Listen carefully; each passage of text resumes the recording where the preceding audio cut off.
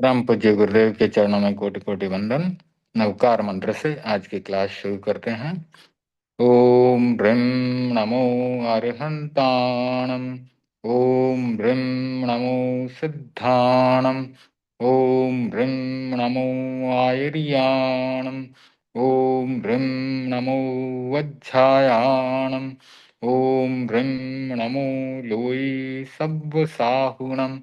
ऐसो पंचण मुक्कारो सब्ब पावपणासनो मंगलाणं च सब्वेसिं पढ़मं हवै मंगलम। पढ़मं हवै मंगलम। स्क्रीन स्क्रीन को शेयर करता हूँ और आज की क्लास की शुरुआत हम कुछ और नए सूत्रों को सीखेंगे और प्राकृत के शब्दों की सिद्धि करेंगे। उसमें 2 पेज मैंने आज लगाए हैं। पहला शब्द है प्रवृत्तः। प्रवृत्तः, इस शब्द की सिद्धि में जो सूत्र है वो है वृत्त प्रवृत्त मृत्तिका पत्तन कदर्थिते तः। वृत्त प्रवृत्त मृत्तिका पत्तन कदर्थिते तः। तो यह सूत्र बताता है वृत्त प्रवृत्त मृत्तिका पत्तन और कदर्थित इन शब्दों में रहे हुए संयुक्त व्यंजन त और पृथ के स्थान पर ट की प्राप्ति होती है। यानी कि इन संयुक्त व्यंजनों की जगह पर ट व्यंजन आ जाता है। तो सबसे पहला शब्द वृत्त जो था वृत्त, उसकी सिद्धि हम पिछली क्लास में कर चुके हैं। अब दूसरा शब्द ले रहे हैं प्रवृत्त। प्रवृत्त का मतलब जो कि प्रवृत्ति कर रहा हो या जिसने प्रवृत्ति की हो वह प्रवृत्त कहलाता है। और इस शब्द का प्राकृत शब्द बनता है पयट्टो। कैसे बनता है अब से समझते हैं। तो प्रवृत्त, इस शब्द के एक एक स्वर और व्यंजन को अलग अलग किया तो यहाँ पर आता है हलंत प प्लस र, हलंत प्लस अ प्लस हलंत व प्लस री प्लस हलंत त प्लस हलंत त प्लस अ और विसर्ग। अब यहाँ पर यह सूत्र लगाया गया वृत्त प्रवृत्त मृत्तिका पत्तन कदर्थिते ट।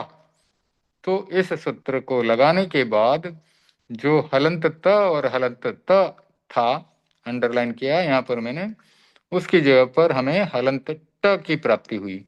तो ये हलंत ट यहाँ आया और ये हलंत ट चूंकि ऊपर 2 व्यंजन है और नीचे एक ही व्यंजन आया है तो अगले स्टेप में वहां अनादो शेषादेश और द्वित्वम लगेगा और इस हलंत ट का द्वित्व होकर के 2 ट आ गए, नीचे हलंत 2 ट हैं। तो ये स्टेप बन गया हलंत प प्लस हलंत र प्लस अ प्लस हलंत व प्लस री और द्वित्व होने के बाद हलंत ट प्लस हलंत ट प्लस अह और रितोत। ये सूत्र लगाया, ये री है, इसका रितोत सूत्र से अ हो जाता है। तो अगले स्टेप में री से अ हो गया है हलंत प प्लस हलंत र प्लस अ प्लस हलंत व प्लस अ प्लस हलंत ट प्लस हलंत ट प्लस अ और विसर्ग। अब जो है यहाँ पर हमने अगले स्टेप में कग चज तद पय वाम प्रायो लुक ये सूत्र लगाया है और इससे इस हलंत व का लोप हुआ है। तो ये हलंत व चला गया तो अगले स्टेप में आया हलंत प प्लस हलंत र प्लस अ प्लस अ प्लस हलंत ट प्लस हलंत ट प्लस अ और विसर्ग। अब यहाँ पर ये अ है और इसके बाद व का लोप हो जाने के बाद एक और अ है, इसलिए यहाँ सूत्र लगाया अवर्णो यह श्रुति है। तो अवर्णो यह श्रुति से एक अ का य बन जाता है। तो फिर इस स्टेप में आया है हलंत प प्लस हलंत र प्लस अ प्लस य प्लस हलंत ट प्लस हलंत ट प्लस अ और विसर्ग। अब ये प हलंत और र हलंत है, यहाँ पर इस र का हलंत र का लोप हो रहा है सर्वत्र लब राम वंद्रे से। तो सर्वत्र लब राम वंद्रे से ये जो ल ब या व या र कहीं पर भी हो तो उसका लोप हो जाता है, सिर्फ वंद्रे शब्द को छोड़ करके। तो इस स्टेप में फिर आगे आया हलंत प प्लस र का हलंत र का लोप हो गया, हलंत प प्लस अ प्लस य प्लस हलंत ट प्लस हलंत ट और अ और विसर्ग। अब यहाँ पर अतः सिरडोह सूत्र लगाया तो इस अ और विसर्ग का ओ बन गया, और इस स्टेप में ये आ रहा है हलंत प प्लस अ प्लस य प्लस हलंत ट प्लस हलंत ट प्लस ओ, और इन सबको जोड़ा गया तो अज्झिन्नम परेण संयुज्यम इस सूत्र से, तो ये बन गया पयट्टो। फिर अगला शब्द लिया है राजवर्तकम। थोड़ा शब्द बड़ा है ये लेकिन कोई पहले वाला बाकी सारा समझ में आया, पहले जो सूत्र लगाए वृत्त प्रवृत्त। हाँ, वृत्त प्रवृत्त मृत्तिका पत्तन कदर्थिते टह, यानी वृत्त शब्द हो, प्रवृत्त शब्द हो, हाँ मृत्तिका हो या पत्तन हो या कदर्थिते टह हो, तो हाँ इन 5 शब्दों के लिए जो उसमें संयुक्त व्यंजन होता है त, त और त उसकी जगह पर ट हो जाता है। तो इस वृत्त प्रवृत्त मृत्तिका पत्तन कदर्थिते ट से इस त और त की जगह पर यह हलंत ट आया, और फिर उसका द्वित्व हुआ, फिर तो सब नॉर्मल है, ठीक है ना। तो यहाँ पर ये त और त दो ये हैं। कितना नंबर सूत्र हुआ सर? ये नंबर है 76। अच्छा, एक बार हाँ सर कृपा हाँ, कराइए सर। ठीक है जी, धन्यवाद। तो आगे हम पढ़ते हैं राजवर्तकम। अभी इसमें राजवर्तकम में 77 नंबर का सूत्र लग रहा है ऋतश्यादृतादौ। तो राजवर्तकम थोड़ा लंबा शब्द है, उसको पूरा हमने अलग अलग किया एक एक व्यंजन और स्वर को। हलंत र प्लस आ प्लस हलंत ज प्लस अ प्लस हलंत व प्लस अ प्लस हलंत र प्लस हलंत त प्लस अ प्लस हलंत क प्लस अ प्लस हलंत म। देख लीजिए बराबर से, र और या आ मिलके रा, ज और अ ज, हलंत व और व, हलंत र और तो राजवर्त क और हलंत म, राजवर्तकम। तो यहाँ पर छोटा सा सूत्र है 77 नंबर, ऋतश्यादृतादौ, ऋतश्यादृतादौ, ऋतश्यादृतादौ, ये सूत्र लगाने से इसमें जो संयुक्त है हलंत र और हलंत त उसकी जगह ट की प्राप्ति होती है। तो ये ट हलंत ट यहाँ आया है, उसका भी द्वित जी। पूरा स्क्रीन नहीं आ रहा, पता नहीं मोबाइल में प्रॉब्लम है क्या, वो पूरा स्क्रीन नहीं आ हाँ रहा। अच्छा ठीक है अब। हाँ, पूरा पूरा स्क्रीन है, और मैंने उसको थोड़ा बड़ा किया क्योंकि इस पे फोकस कर रहा था राजवर्तकम पे। ठीक है, अभी पूरा स्क्रीन है ये। तो हलंत र और हलंत त की जगह हलंत ट आया, उसका भी अनादो शेषादेश और द्वित्वम से द्वित्व होगा। और मैंने साथ ही कवच अज तद पैवाम प्रायोलुक से ये राज में जो ज था हलंत उसका भी लोप कर दिया है। तो हलंत ज का लोप होने से हलंत र प्लस आ प्लस अ प्लस हलंत व प्लस अ प्लस हलंत ट प्लस अ प्लस हलंत क जो है उसका भी मैंने साथ ही साथ लोप कर दिया है। कग चज तद पैवाम प्रायो लुक 2 बार लगाएंगे, एक हलंत ज के लोप के लिए और वापस दूसरी स्टेप में हलंत क का भी लोप करेंगे। साथ ही साथ एक स्टेप में आपको हलंत ट का भी ये द्वित्व करना पड़ेगा अनादो शेषा देशोर द्वित्वम से। तो मैंने थोड़ा जगह का ये आप संकोच ऊपर कर, का करा रहे हैं नीचे का करा रहे हैं? 2 बार कागज तो एक बार ही लिखा हुआ है। हाँ मैंने एक ही बार लिखा है, मैंने थोड़ा जो है यहाँ पर शॉर्ट में कर दिया, जगह अच्छा कम, जगह कम होने के कारण। तो आपको एक बार हलंत क का लोप करना पड़ेगा, एक बार हलंत ज का लोप करना पड़ेगा, एक बार अनादो शेषादेश और द्वित्वम लगाना पड़ेगा, क्योंकि ऋतश्या धृतादौ से जो हलंत र और हलंत त है उसका हलंत ट बना है। तो सबसे पहले उसका द्वित्व कर लेना, हलंत ट 2 बार कर देना। फिर कग चज तद पैवाम प्रायो लुक, वो एक स्टेप में हलंत क का लोप करेगा, दूसरी स्टेप में हलंत ज का लोप करेगा।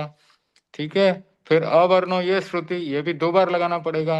एक बार ये अ और ये अ के लिए जगह पर ये आएगा, और एक बार जो हलंत ज का लोप किया है वहां पर आ और अ है, वहां पर भी एक अ का ये बन जाएगा।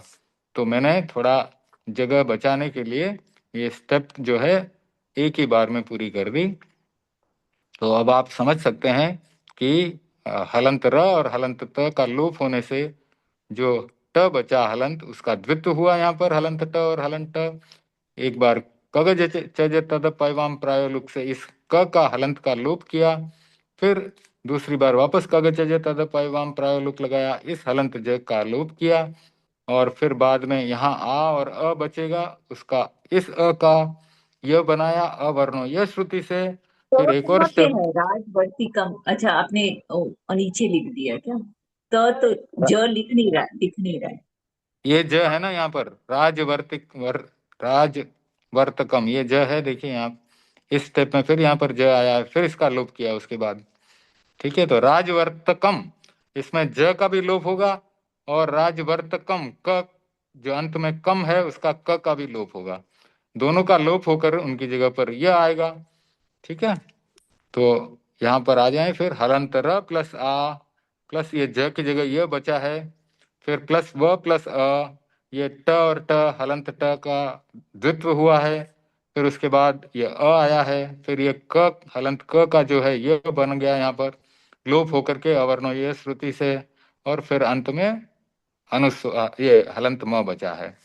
तो इस हलंत म का हम अनुस्वार से अनुस्वार बना देंगे, और फिर आप सबको जोड़ें अझिन्नम परेण संयुज्यम से।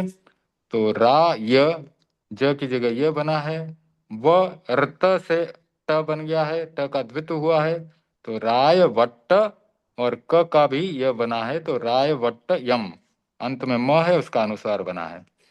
तो आप इसके अच्छे अंदर से अ अपने और आगे के अक्षर आ का य किसका बनेगा?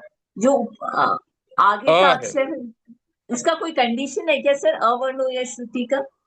हाँ उसका कंडीशन यह है कि जब किसी व्यंजन का कग चज तद पय वाम प्रायो लुक से लोप होता है, और उसके बाद में उसका जो शेष अ बचता है, उसके पूर्व में अगर अवर्ण है, यानी कि अ या आ है पूर्व में, तो पीछे वाले अ का य बन जाता है। तो यहाँ पर भी देखें, ये आ और अ है, हलंत ज का लोप होने के बाद ये अ बचा, उसके पूर्व में आ है, इसलिए ये पीछे वाले अ का य बन गया। जो जब हलंत अच्छा क का लोप हुआ, उसके बाद भी उसका अ बचा, उसके पूर्व में अ है, इसलिए पीछे वाले अ का य बन गया। ठीक है, इसलिए सर, हाँ ये मेन है कि प्रोनाउंसिएशन में जैसे र आ अ बोलना बहुत डिफिकल्ट होगा, इसीलिए हम्म, र या य थोड़ा सा य डाल दें, इससे आ और दो स्वर साथ में नहीं होना चाहिए ऐसे।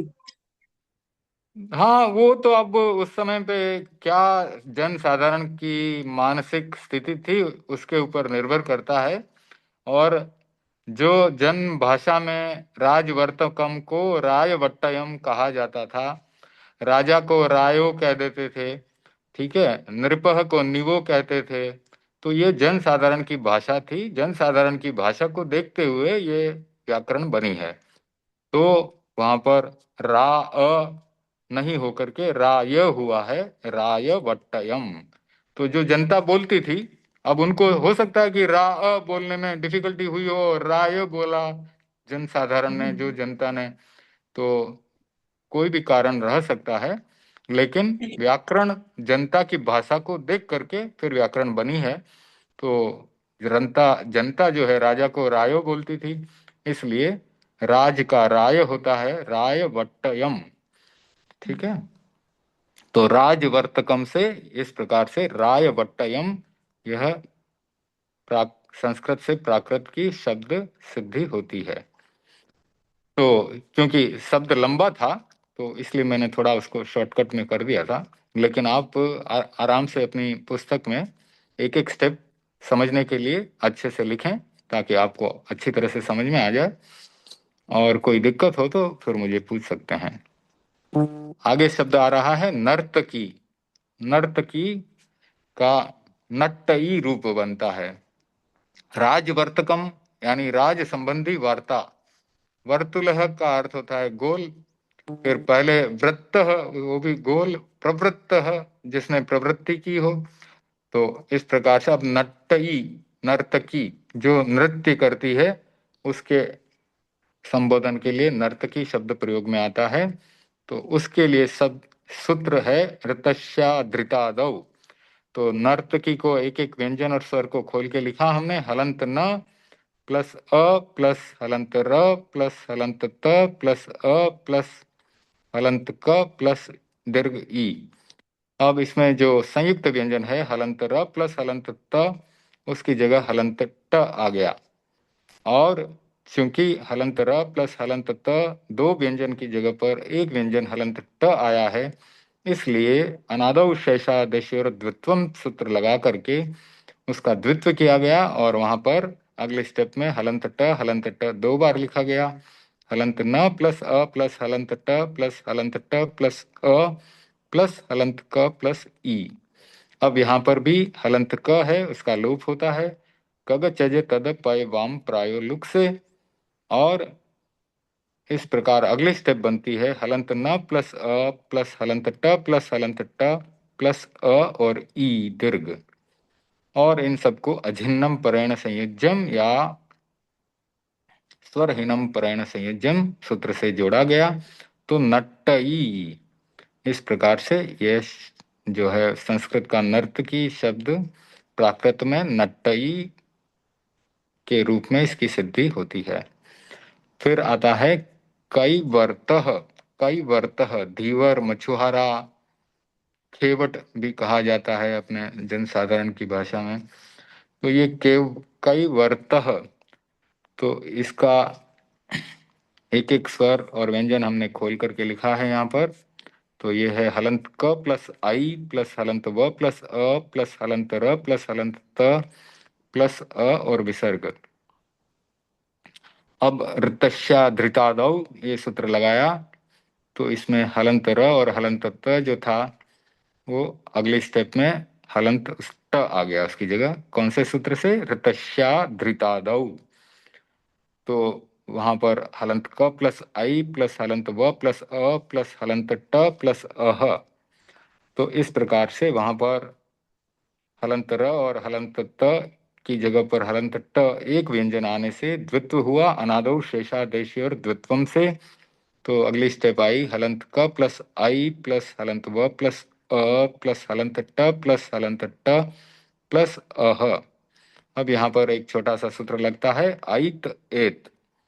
तो ये जो आई है उसकी जगह पर ए कर देता है। तो प्राकृत में लगभग ये आई नहीं होता, ए ही होता है। और औ भी लगभग नहीं होता, उसकी जगह ओ हो जाता है। तो ऐत एत ये आई से ए बनाने के लिए, और औत ओत ये औ से ओ बनाने के लिए होता है। तो अब अगले स्टेप में आ गया हलंत क प्लस ए प्लस हलंत व प्लस अ प्लस हलंत ट प्लस हलंत ट प्लस अ और विसर्ग। अब यहाँ पर अंत में अह जो है उसका अतः शेरडो से ओ बना दिया है। तो हलंत क प्लस ए प्लस हलंत व प्लस अ प्लस हलंत ट प्लस हलंत ट और ओ। तो इन सबको जोड़ा अझिन्नम परेण संयोजन से, तो ये बन जाता है के वट्टो। ठीक है, तो के वट्टो। अब अगला पेज है, इसमें पहला शब्द लिया है पर्यस्तः। यहाँ पर 78 नंबर का सूत्र लग रहा है पर्यस्ते थ टौ।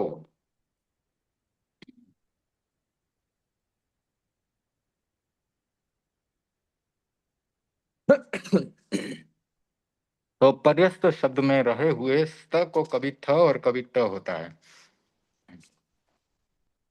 इसके पहले जो सूत्र किए हैं उनको भी एक बार फिर से पढ़ लेते हैं। वृत्त प्रवृत्त मृत्तिका पत्तन कदर्थिते टह। यह सूत्र कहता है वृत्त प्रवृत्त मृत्तिका पत्तन और कदर्थित, इन शब्दों में रहे हुए संयुक्त व्यंजन त और थ के स्थान पर ट की प्राप्ति होती है। ऋतस्या धृतादौ, धूर्त आदि कुछ एक शब्दों को छोड़कर अन्य किसी शब्द में संयुक्त व्यंजन ऋत को ट हो जाता है। ऋत श अधृतादौ, तो धूर्त आदि शब्दों को इसमें छोड़ा गया है, तो ऋतश्या धृतादौ।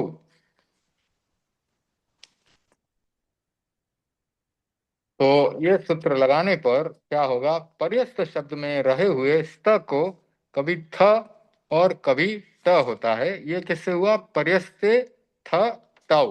तो ये एक शब्द के लिए ही है, पर्यस्त शब्द के लिए पर्यस्ते थ टाउ। तो स्त को कभी थ हो जाएगा और कभी ट हो जाएगा, यानी विकल्प से आप स्त को थ भी कर सकते हैं और दूसरा ऑप्शन है कि उसको स्त को ट भी कर सकते हैं। और इस कारण से पर्यस्त यानी क्षिप्त या विक्षिप्त या पतित, ऐसा शब्द, इस शब्द के लिए दो रूप बनते हैं प्राकृत में, वह हैं पलत्थो और पलट्टो। तो इसके पर्यस्त को, इसके एक एक स्वर और व्यंजन को अलग किया, हलंत प प्लस अ प्लस हलंत र प्लस य हलंत प्लस अ प्लस हलंत स प्लस हलंत त प्लस अ और विसर्ग। अब इसमें जो हलंत स और हलंत त है, उसको हमने अगले स्टेप में हलंत ट कर दिया है, अंडरलाइन किया है यहाँ पर। और इस कारण से हलंत प प्लस अ प्लस हलंत र प्लस हलंत य प्लस अ प्लस हलंत ट प्लस अह। अब इसको अनादौ शेषादेश और द्वित्वम सूत्र लगेगा, क्योंकि जो स्त था उसमें दो व्यंजन थे, उसकी जगह एक व्यंजन आया है हलंत ट, तो हलंत ट का द्वित्व हुआ अगले स्टेप में, हलंत प प्लस अ प्लस हलंत र प्लस हलंत य प्लस अ प्लस हलंत ट प्लस हलंत ट प्लस अ और विसर्ग। अब यहाँ पर एक और सूत्र लगा, पर्यस्त पर्याण सौ कुमार्य लह। तो इन शब्दों में जो पर्यस्त पर्याण और सौ कुमार्य, इन शब्दों में जहां पर र्य है उसका ल हो जाता है। ठीक है। ये सर हमारे नहीं है ना सर, हाँ, अगर ये आप नहीं है तो हाँ फिर आपके फायदा कोर्स में नहीं। नहीं है, आपके कोर्स में नहीं है, लेकिन ये सूत्र लगेगा। तो यहाँ पर ऊपर में जो हलंत र और हलंत य है, उसका हलंत ये सॉरी ल हो जाएगा। ल यानी कि हलंत ल प्लस अ, तो उसका डायरेक्ट ही उन्होंने रिय, यानी ये तीन यहाँ पर दो स्वर और एक व्यंजन है, हलंत र हलंत य और अ, उसकी जगह पर डायरेक्ट ये हलंत ल और अ यानी ल, ये शब्द आ जाता है। तो हलंत प प्लस अ प्लस ल प्लस हलंत ट प्लस हलंत ट प्लस अह, तो अतः शेरडो सूत्र लगाया गया और अह जो था उसका ओ हो गया अंत में। और फिर इन सबको जोड़ा गया स्वरहीनम परेण संयुज्यम या अझिन्नम परेण संयुज्यम से, तो ये बनता है पल्लट्टो। पल्लट्टो इस प्रकार से। अब यहाँ पर जो ये तीन शब्द बताए गए, पर्यस्त पर्याण सौ कुमार्य, तो सौ कुमार्य इसका तो सौ मल्लम बनता है। तो अपने उत्तराध्ययन सॉरी उत्तराध्ययन में नहीं, 10वें कालिक सूत्र में एक श्लोक आता है, वहां पर सौ कुमार्य, तो उसका प्रयोग होता है। आया वयंती चय सौ मल्लम कामे कमाई कमयम दुखम छिंदहि दोषम गुणेज रागम एवं सुही एहम सुही होई सी संपराय। तो यानी सुखी होने का मार्ग मार्ग बताया गया है, साधना का मार्ग बताया गया है इस श्लोक में। आया वयंती चय सौ मल्लम, यानी सौ कुमार्य, यानी कोमलता को छोड़ना पड़ता है, कठिन साधना करनी पड़ती है।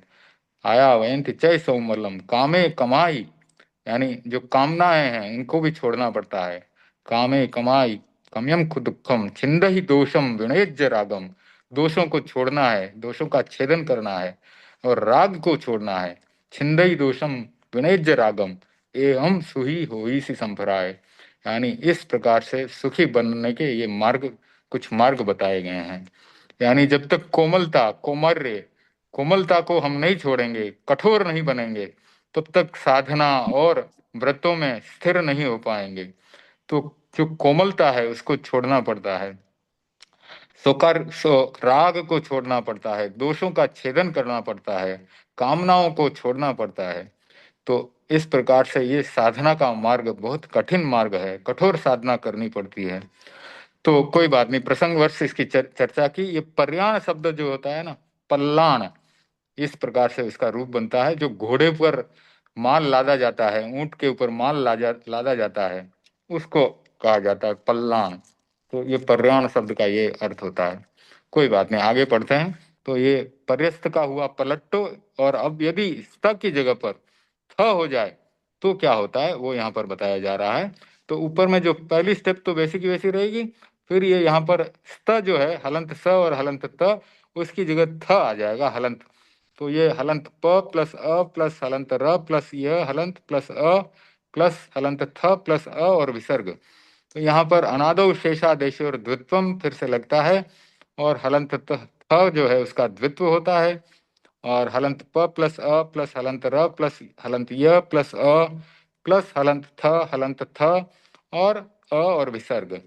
अब यहाँ पर द्वितीय तुरीयो रूपरी पूर्व सूत्र लगाना पड़ेगा, क्योंकि हलंत थ जो है वो त वर्ग का द्वितीय व्यंजन है। त थ द ध न, ये हमको पता है। तो चूंकि यह द्वितीय है, इसकी जगह प्रथम व्यंजन को लाना पड़ेगा। तो अगले स्टेप में द्वितीय तुरीयोर ऊपरी पूर्व से हलंत थ जो था फर्स्ट, उसकी जगह पर हलंत त कर दिया गया है।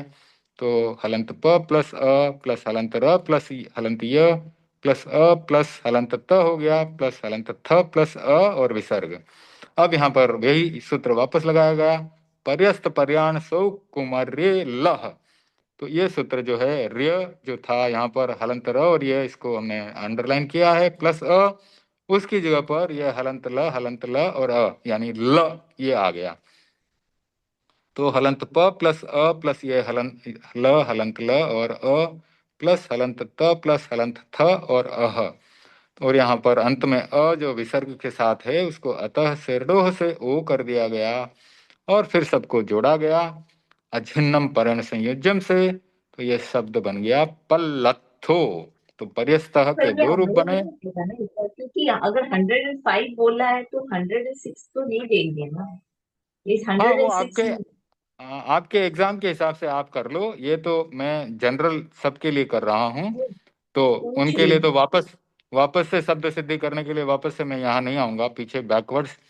तो इसलिए नहीं, उनको आई पूरा जस्ट ही। वांटेड टू कंफर्म कि दे कैन आस्क और नॉट, दे कैन हाँ, आस्क।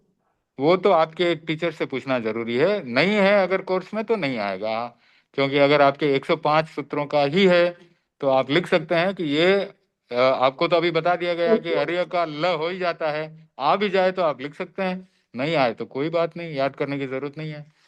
तो जो कोर्स में रहता है एग्जाम में उतना ही पूछा जाता है। फिर भी आप कंफर्म करना चाहें तो टीचर से कंफर्म कर सकते हैं। मैंने तो जन साधारण के लिए ये क्लास चालू कर रखी है, तो उनके लिए ये सूत्र मुझे बताना है कि रे का ल कैसे हुआ, वो इस सूत्र से होता है।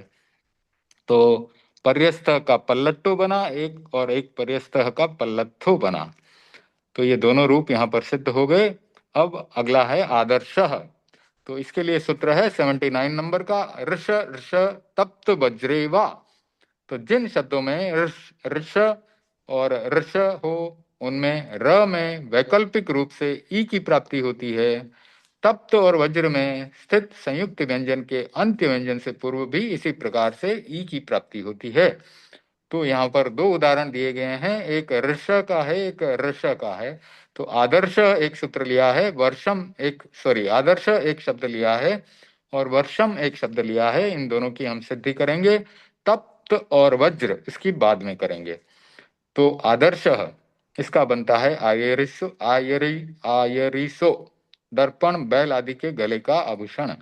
तो आदर्श के एक एक व्यंजन को हमने खोला, एक एक स्वर को और व्यंजन को अलग अलग किया। तो आ प्लस हलंत द प्लस अ प्लस हलंत र प्लस हलंत श प्लस अ और विसर्ग। तो ऋष ऋष तप्त वज्रे वा, ये सूत्र लगाने से जो संयुक्त व्यंजन था, ये हलंत र और हलंत श, इसके बीच में ई आ गई। अंतिम व्यंजन हलंत श था, संयुक्त व्यंजन ऋष के अंतिम व्यंजन हलंत श है, तो इसके पहले ई का आगम होता है। तो ये बन गया आ प्लस हलंत द प्लस अ प्लस हलंत र प्लस ई प्लस हलंत श प्लस अ और विसर्ग। अब आगे का तो आसान है। तो सबसे पहले इस हलंत द का लोप किया गया, कग चजे तद पैवाम प्रायोलुक से। तो यहाँ पर रह गया आ प्लस अ प्लस हलंत र प्लस ई प्लस हलंत श प्लस अ और विसर्ग। अब यहाँ पर चूंकि हलंत द का लोप होने के बाद अ है और इस अ के पूर्व में अवर्ण यानी आ आया हुआ है, तो इस बाद वाले अ का यह हो जाएगा किससे? अवर्णो यह श्रुति से। तो अवर्णो यह श्रुति से इस अ का यह बना दिया गया। फिर हलंत र प्लस ई प्लस हलंत श प्लस अ और विसर्ग। अब यहाँ पर तालव्य श को दंत्य स बनाते हैं। तो श शोह सह सूत्र लगाया और इस हलंत श तालव्य श का हलंत स बना। गलती से मैंने इसको स लिख दिया है, इसको हलंत स कर दीजिएगा। तो आ प्लस य प्लस हलंत र प्लस ई प्लस हलंत स दंत्य स है हलंत प्लस अ और विसर्ग है। अतः सिरडोह सूत्र लगाया, अंत में अह था उसका ओ कर दिया। इस प्रकार से आ प्लस य प्लस हलंतरी हलंत र प्लस ई प्लस हलंत स प्लस ओ अझिन्नम परेण संयोजन से जोड़ा गया। आ य री सो, आ य री सो ये शब्द बना। फिर है वर्षम। वर्षम का एक अर्थ मेघ होता है और इसका रूप बनता है वरिसम। तो इसके एक एक स्वर और व्यंजन को अलग किया गया। हलंत व प्लस अ प्लस हलंत र प्लस हलंत श प्लस अ प्लस म हलंत। यहाँ पर सूत्र लगाया गया अर्ष रष तप्त वज्रेवा। तो ये सूत्र इस मूर्धन्य हलंत श के पहले ई का आगम करेगा। हलंत व प्लस अ प्लस हलंत र प्लस ई प्लस हलंत श प्लस अ प्लस हलंत म। अब यहाँ मूर्धन्य श है उसका दंत्य श बनेगा, क्योंकि प्राकृत में तालव्य श और ये मूर्धन्य श नहीं रहते, दंत्य श बन जाता है इनका। श शोह सह सूत्र लगा। तो इस प्रकार से यहाँ पर अगली स्टेप आ गई। हलंत व प्लस अ प्लस हलंत र प्लस ई प्लस हलंत स प्लस अ प्लस हलंत म। अंत में जो हलंत म था उसको मोनुस्वारह लगा और इस प्रकार से अगली स्टेप आई। हलंत व प्लस अ प्लस हलंत र प्लस ई प्लस हलंत स प्लस अम। इन सबको जोड़ा गया अझिन्नम परेण संयोजम से। तो ये बन गया वरिसम। ठीक है, तो आज की शब्द सिद्धि का ये कार्यक्रम समाप्त कर। हाँ, कोई प्रश्न था? ठीक है, आगे बढ़ते हैं। तो ये आज का शब्द सिद्धि का जो क्रम था उसे यहाँ पर पूरा करते हैं। 79 सूत्र हमने कंप्लीट कर दिए हैं। अब आपको कोई भी शब्द दिया जाए तो आप बहुत आसानी से इसको कर सकते हैं। ठीक है, कोई नया शब्द आ जाए जिसकी चर्चा नहीं हुई हो उसका आपको नहीं पता चलेगा, लेकिन काफी कुछ शब्द जो प्राकृत में संस्कृत में उपयोग में किए जाते हैं, प्रयोग में लाए जाते हैं, उनका आसानी से हम संस्कृत से प्राकृत, प्राकृत से संस्कृत हमें पता चल सकता है कि कैसे होता है और किस प्रकार से एक संस्कृत शब्द दिया जाए उसकी शब्द सिद्धि हम प्राकृत में कर सकते हैं। ठीक है ना? जैसे अनुस्वार बनाना है तो मौनुस्वार है लगता है। अह है विसर्ग है उसका ओ बनाना है प्रथमा विभक्ति में तो अतः सिरडोह लगता है। तालव्य श या मूर्धन्य श कहीं आ जाता है प्राकृत में तो उसका दंत्य स बन जाता है। उसका श शोह सह से दंत्य स बनाया जाता है। फिर कहीं पर भी असंयुक्त और अनादि में क ग छ ज त द प या व हो तो उसका लोप कर दिया जाता है कगच ज तद पय वाम प्रायो लुक से। और उसके बाद अगर अ बचता है उसके पूर्व में अवर्ण है यानी अ या आ है उसका यह बन जाता है अवर्णो यह श्रुति से।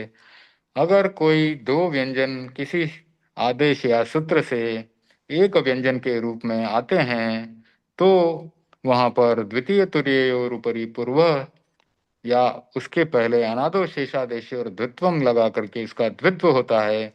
और फिर उसके बाद द्वितीय तुरीय और उपरी पूर्व अगर लगता है, अगर चतुर्थ या द्वितीय व्यंजन हो तब वो लगता है।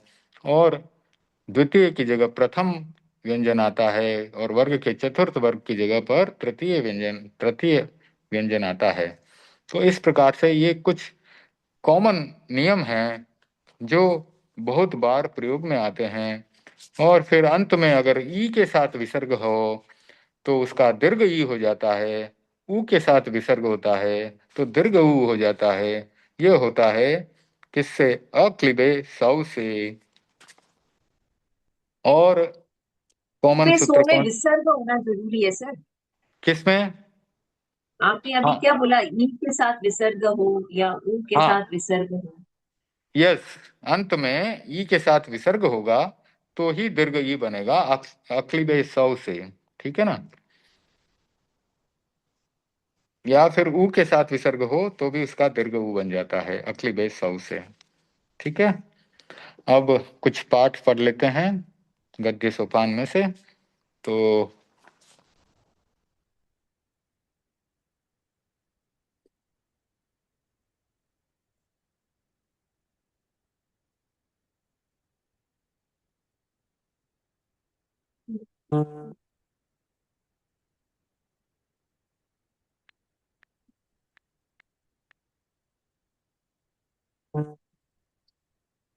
ठीक है, इसमें से हमारे बहुत सारे पाठ कंप्लीट हो चुके हैं।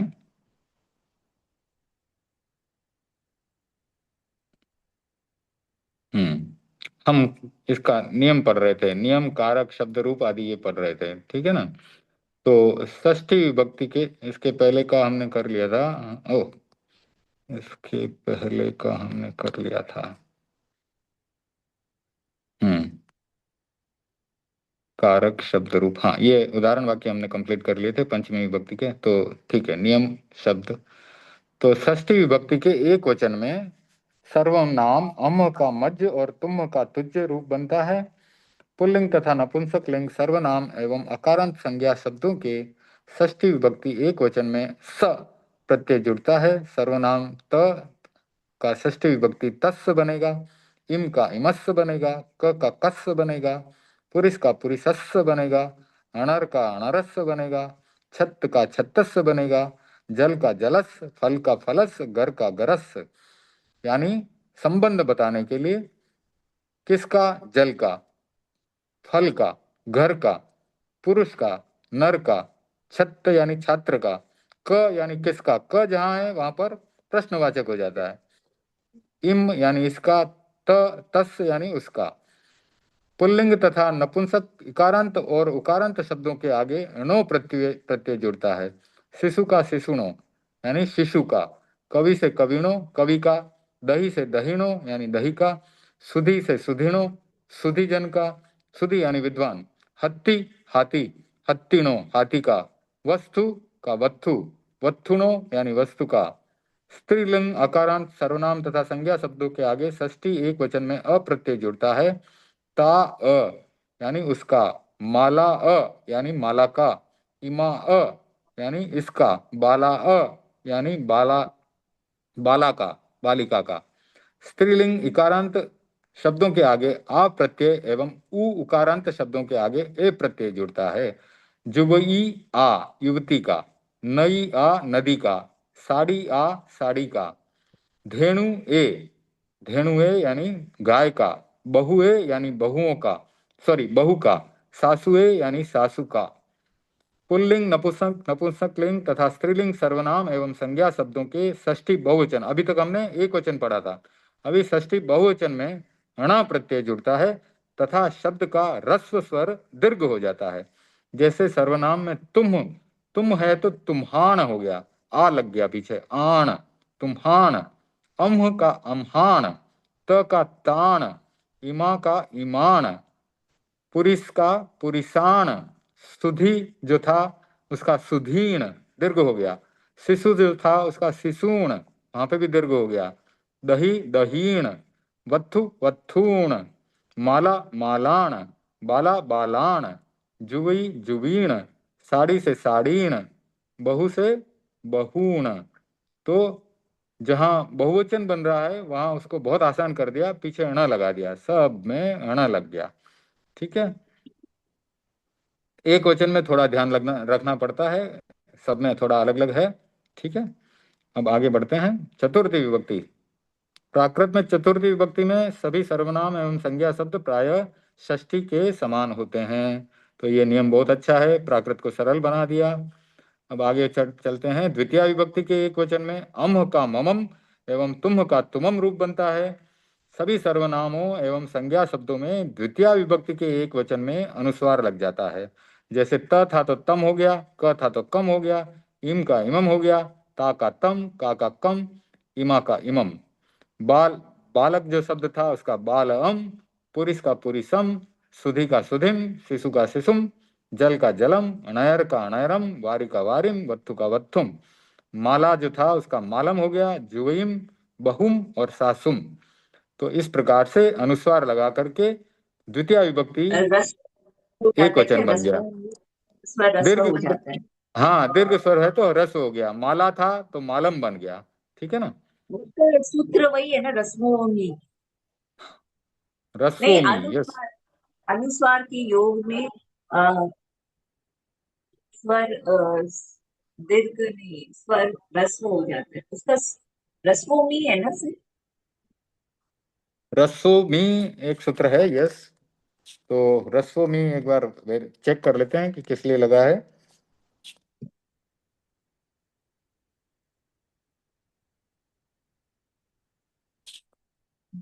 अनुस्वार के योग में रस्व का प्रयोग। हम्म, हाँ, अनुस्वार का जब योग होगा तो माला से मालम बन जाता है। तो यहाँ पर भी यही लिखा है, अनुस्वार भी लगेगा तथा दीर्घ स्वर का रस हो जाएगा। ठीक है, चलो आगे बढ़ते हैं। सभी सर्वनाम एवं संज्ञा शब्दों के प्रथमा विभक्ति बहुवचन के रूप ही द्वितीय विभक्ति बहुवचन में प्रयुक्त होते हैं। तो ये हमने यहाँ तक पहले पढ़ लिया था। तो जो प्रथमा विभक्ति का बहुवचन है वही सेम द्वितीय विभक्ति के बहुवचन में भी आएगा। तो सर्वनाम जैसे ते यानी वह, के यानी कौन, अम्हे यानी हम, तुम्हें यानी तुम, काओ यानी किसका, इमाओ ये इसका, तानी उसका, इमानी इसका। तो पुरिसा, कविणो, शिशुणो, तो एक वचन भी वही है, बहुवचन भी वही है। जलानी, नयरानी, वारिणी, वत्थुनी, मालाओ, नइयो, बहुओ, सासुओ। ठीक है, फलम फले फलानी, जलम जले जलानी, तो ये जलानी शब्द बना है, ये बहुवचन का है। नयरानी बहुवचन है, वारिणी भी बहुवचन है, वत्थुनी भी बहुवचन है। तो इस प्रकार से ये द्वितीय विभक्ति के बहुवचन के शब्द बनते हैं। ठीक है, ते, के, अम्हे, तुम्हें, ये सब बहुवचन के लिए हैं। तो इस प्रकार से द्वितीय विभक्ति बहुवचन भी हो गया। फिर सप्तमी विभक्ति। सभी पुल्लिंग सर्वनामों तथा तथा पुल्लिंग नपुंसक लिंग के ई एवं उकारांत शब्दों में जो है सप्तमी एक वचन में मी प्रत्यय लगता है। जैसे अमहम्मी, तुम्हम्मी, तम्मी, इमम्मी, कम्मी। अमहम्मी यानी हमारे लिए, तुम्हम्मी तुम्हारे लिए, ठीक है, तम्मी उसके लिए, इमम्मी इसके लिए, कम्मी किसके लिए। तो ये सप्तमी विभक्ति के लिए है। सुधिम्मी यानी विद्वान के लिए प्रयोग में आता है। शिशुम्मी शिशु के लिए। तो सप्तमी विभक्ति में और पर, यानी शिशुम्मी यानी शिशु में या शिशु के ऊपर, वारिम्मी यानी पानी में या पानी के ऊपर, वत्थुमी यानी वस्तु में या वस्तु के ऊपर। ठीक है। स्त्रीलिंग सर्वनामों, अकारांत पुल्लिंग नपुंसकलिंग शब्दों एवं स्त्रीलिंग शब्दों में सप्तमी एक वचन में ए प्रत्यय लगता है। ई एवं उ दीर्घ हो जाते हैं। जैसे ताए, इमाए, ठीक है, ये स्त्रीलिंग के लिए है। ताए यानी उसका, इमाए यानी इसका, काए यानी किसका, ये सब स्त्रीलिंग के प्रयोग के लिए।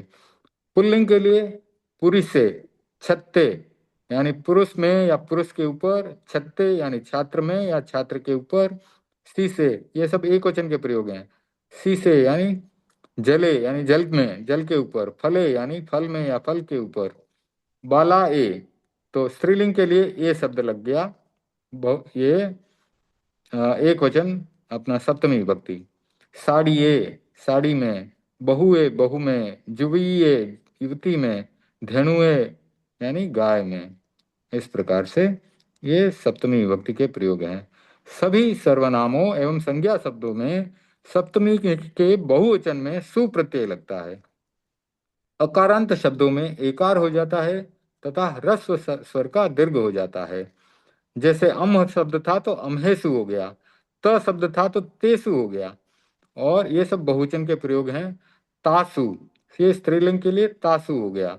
पुल्लिंग है तो तेसु आएगा। पुल्लिंग पुरुष के है तो पुरिसेसु। जलेसु, पहले एक वचन के लिए जले शब्द प्रयोग किया था, बहुवचन के लिए जलेसु हो गया। सुधिसु, इसमें धी दीर्घ हो गया और सु प्रत्यय पीछे लग गया। शिशुसु, यानी शिशु में, शिशुओं में, बहुवचन है ना, शिशुओं में। बालासु, बालिकाओं में। जुगईसु, युवतियों में। धेनुसु, गायों में। सासुसु, सासुओं में। तो इस प्रकार से ये सप्तमी विभक्ति का एक वचन और बहुवचन का हमने प्रयोग सीखा है। अब आगे तृतीया विभक्ति में क्या होता है, तो ये हमको एक एक जो शब्द रूप बने हैं वो कैसे बने हैं वो सिखा रहे हैं।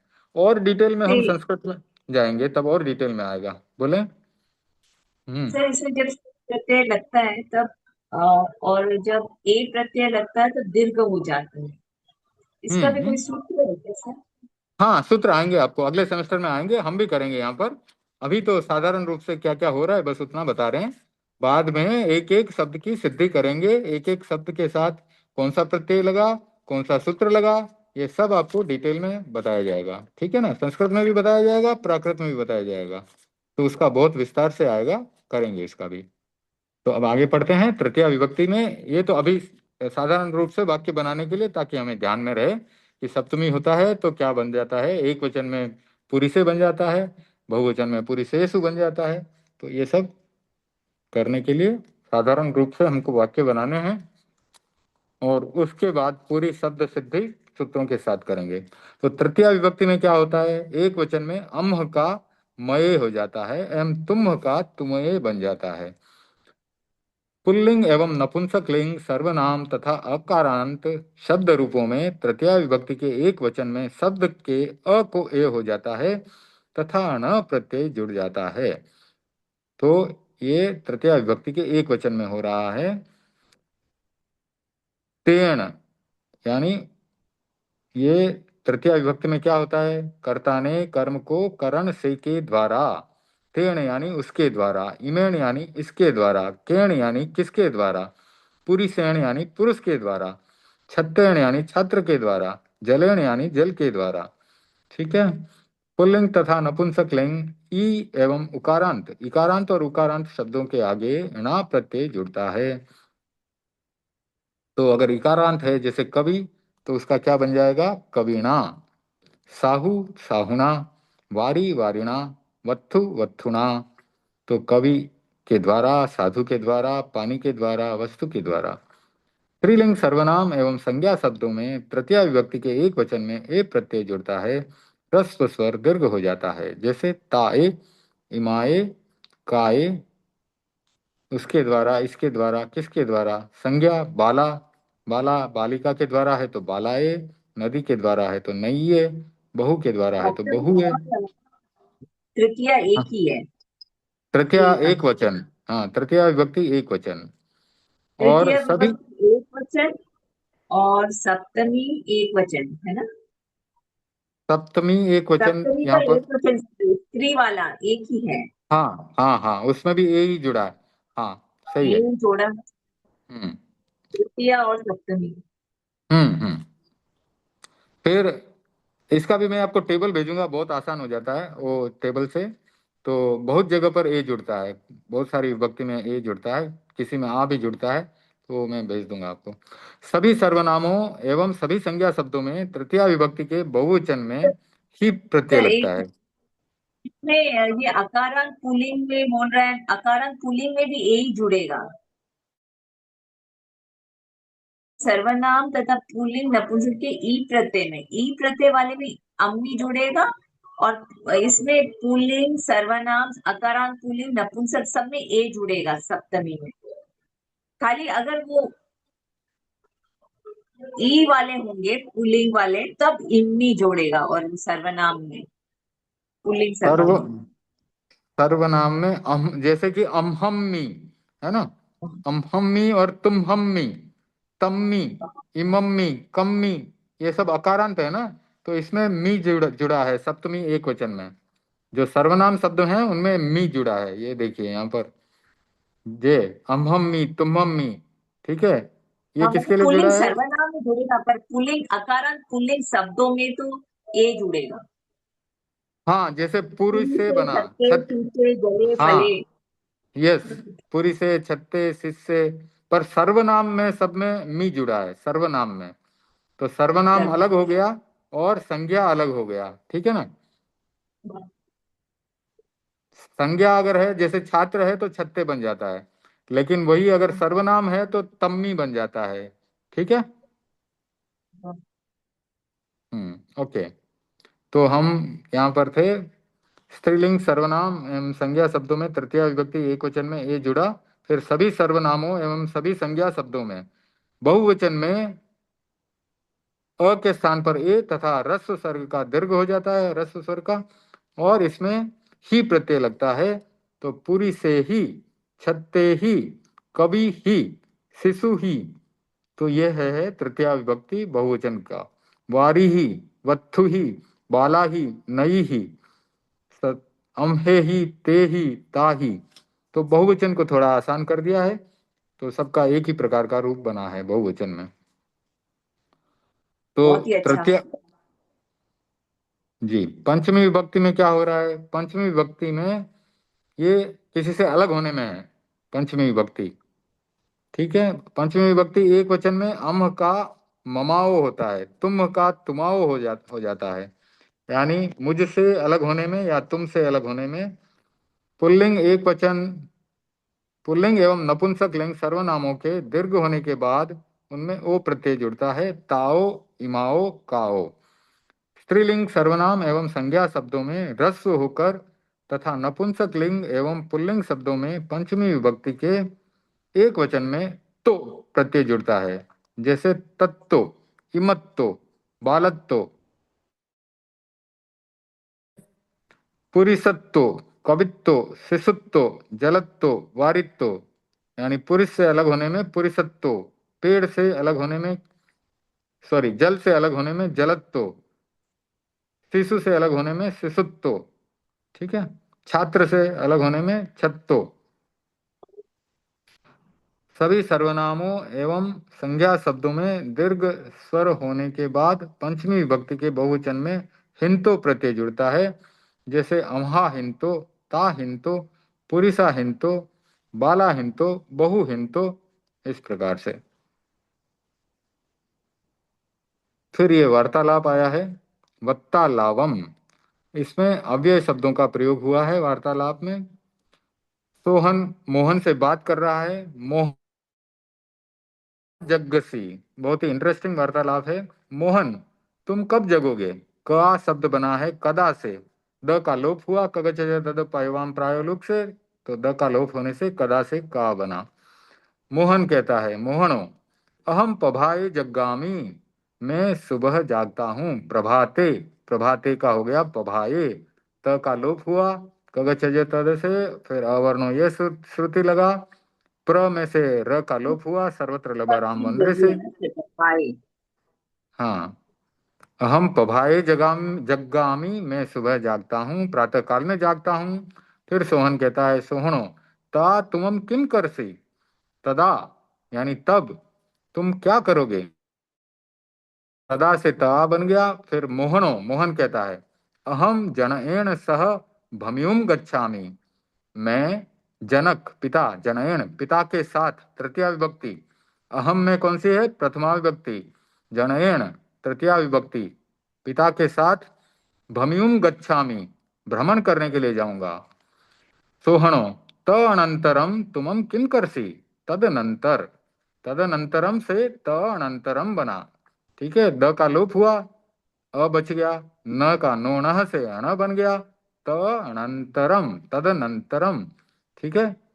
तो तुमम किम करसी, उसके बाद तुम क्या करोगे, तो ये जो अंडरलाइन किए हैं ये सब ज्यादा से ज्यादा अंडरलाइन किए हुए अव्यय हैं। तो तदनंतरम ये भी अव्यय है। तो मोहन कहता है अहम पई दिनम पढ़ामी, प्रतिदिन से पई दिनम बन गया, नोनः मौनुस्वार, और प्र में से र का लोप, प्रति ती में से त का लोप, तो इस प्रकार से पई दिनम बन गया। पई दिनम प्रतिदिनम, रोज पढ़ता हूं, मैं रोज पढ़ता हूं। सोहनो, तो सोहन पूछता है तुम संध्या वेलम भी पढ़सी, तो तुम क्या संध्या वेला में भी पढ़ते हो? वी यानी अपि, तो अपि से वी बन जाता है यानी भी। पड़सी, तो तुमम के साथ पड़सी रूप, यानी प्रथम पुरुष, उत्तम पुरुष, मध्यम पुरुष। तो ये कौन सा पुरुष है? ये मध्यम पुरुष है। वार्तालाप चल रहा है, आमने सामने है। कितने सूत्र से होता है? क्या? ऊर्ध्व अ, भ, व का भ कैसे हो जाता है सर? भी का व। वो अपि, अपि से, अच्छा अपि से वी हुआ, पो वह। अ का किससे लोप हुआ है वो बाद में देख करके बताऊंगा। अपि से भी से है ये। वी यानी तुम संध्या काल में भी पढ़ते हो, तो मोहन बोल रहा है ना, यानी नहीं। अहम ता खेलामी, यानी मैं तब खेलता हूँ। सोहन कहता है सोहनो तुम कत्थ खेलसी, तुम कहाँ खेलते हो? कत्थ ये प्रश्नवाचक है, प्रश्न बनाने के लिए। तुम कहाँ खेलते हो? मोहनो अहम गृहस्थ समीपम खेलामी खेलामी, तो मैं घर के समीप खेलता हूँ। समीपम, समीपम से समीपम बन गया, पो वह से वह आ गया। सोहनो अहम गृहस्थ समीपम खेलामी, फिर सोहन क्या कहता है? सोहनो तुम विद्यालयम का गच्छसी, तो तुम विद्यालय कब जाते हो? मोहनो पायम दसवण काले, प्रायः, प्रायः से प्रायम बन गया, प्रायम से पायम बन गया, र का लोप हुआ। पायम 10 काले, यानी 10 बजे, लगभग 10 बजे जाता हूँ। प्रायः 10 बजे जाता हूँ, लगभग नहीं, प्रायः लोप दस किससे बजे हुआ सर? खगत हाँ जी। भाम से क्यों? क्या? र का लोप खगत भाम से हुआ क्यों? नहीं, फिर खग थद भाम में र कहाँ से आता है? वो तो ख ग थ अच्छा, और ध। नहीं, र र वो वाला सर्वत्र लवराम। हाँ, सर्वत्र। सर्वत्र लव राम मंदिरे र, र को तो देखते ही याद आ जाना चाहिए। सर्वत्र, सब जगह ल ब राम वंदरे, वंदरे शब्द को छोड़कर सर्वत्र ल ब और र हो तो लोप कर दो, आंख बंद करके, ठीक है ना। सर्वत्र लव राम वंदरे। विद्यालय रामो भी पढ़ई, तुम्हारे विद्यालय में राम भी पढ़ता है। मोहन आम, जब हाँ बोलता है तो आम, नहीं बोलना है तो अना, ठीक है। तो वार्तालाप करते समय इन शब्दों का ध्यान रखें, याद कर लें इनको। तो मोहन क्या कहता है? आम, यस, हाँ। सो तथ्य पढ़ई, हाँ वह वहां पढ़ता है। सोहन, सोहनो, सोहन क्या बोलता है? तुम अहुना कत्थ गच्छसी, तुम अभी कहाँ जाओगे? अधुना, अधुना से बना अहुना, यानी अभी। कत्थ यानी कहाँ, ठीक है। मोहनो अहम अज आवणम गच्छामि, अज यानी आज, अज अहम यानी मैं, आज आवणम यानी दुकान पर, जो छोटे छोटे सुपरमार्केट होते हैं। अहम अज आवणम गच्छामि, मैं आज दुकान पर जाऊंगा। सोहनो तुम मम गिहम चलही, तुम मेरे घर चलो, ठीक है। मम यानी मेरे, गिहम यानी घर पे, चलो। मोहनो अज अव आसो नथी, अवकाशो का अव आसो हो गया, अवकाश, उसका अवकाशो, अवकाश का अव आसो बन गया। क्यों? और वह तो वैसा का वैसा है, क का लोप कर दिया तो आ शेष रह गया। श का शसो स से दंत्य स बन गया, और अतः शेरडो लग गया, तो अव आसो, आज अवकाश नहीं काय है। का लोग भी तो कगज से तब पर वाम से तो नहीं हुआ ना, कगज से किस? होगा, कगज से जैसे हुआ। हाँ हाँ, उसी से होगा ना। हाँ हाँ, ठीक ठीक सर। कल्लम, हाँ जी, कल्लम आगच्छी ही में, कल्लम यानी कल आता हूं, आज अवकाश नहीं है, समय नहीं है, कल आता हूं। सोहनो तुम सा एव भनसी, तुम सदा ऐसा ही कहते हो। किंतु कयावि है ना आगच्छसी, किंतु कदापि नहीं आते हो, कभी भी नहीं आते हो। मोहनो तुम माँ रुसही, तुम रुष्ट मत हो। कल्लम अवश्यम आगच्छेहि, कल अवश्य आऊंगा। तो अवश्यम का अवश्यम बना है, ठीक है। यह का लोप, और ये अवश्यम नहीं है क्या वो? अवश्यम भी अवश्यम, हो सकता अवश्यम हाँ। से अवश्यम बना है, ठीक है। तो अवश्यम से अवश्यम बना है। ये क्या अधो मन, अव्यय? अधो मनयाम से यह का लोप हो गया। और या उसको अवश्यम का अव्यय है कि नहीं मेरे को चेक करना पड़ेगा, अवश्य। हाँ, तो ये मेरे को देखना पड़ेगा, अवश्यम हो सकता है, लेकिन फिर भी चेक करना है, डाउट है मुझे थोड़ा। तो मैं कल अवश्य अवश्य आऊंगा। अवश्य से अव्यय है। अवश्य, अवश्यम का बता दूंगा मैं। फिर सोहनो वरम अहम मग्गम पासी हमी, वरम यानी अच्छा, ठीक है। अहम मैं मार्ग देखूंगा, पासी हिमी देखने के अर्थ में है।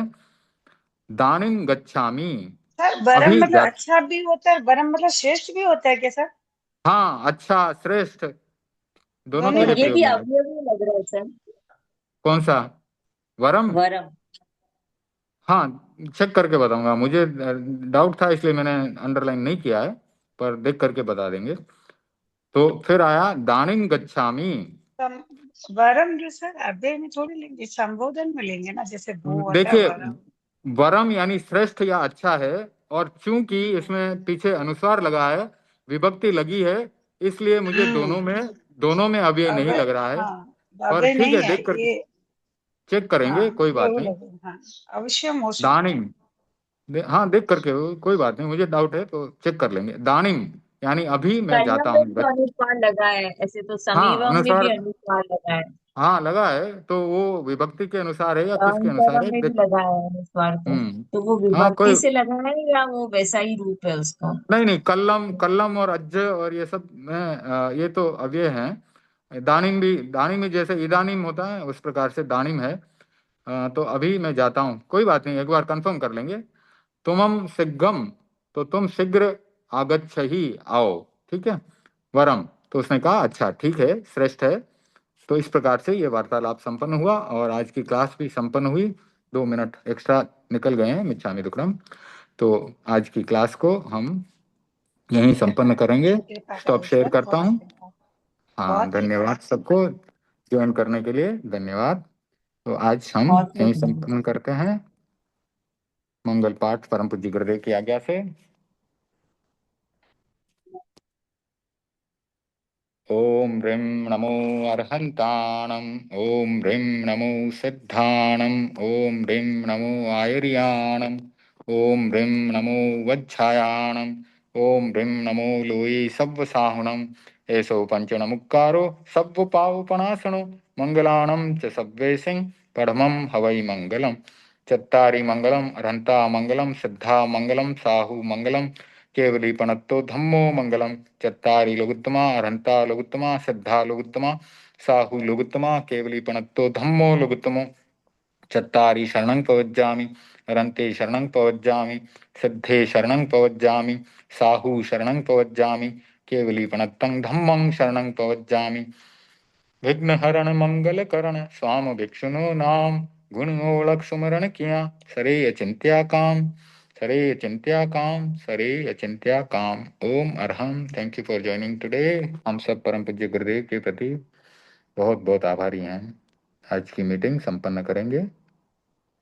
ओम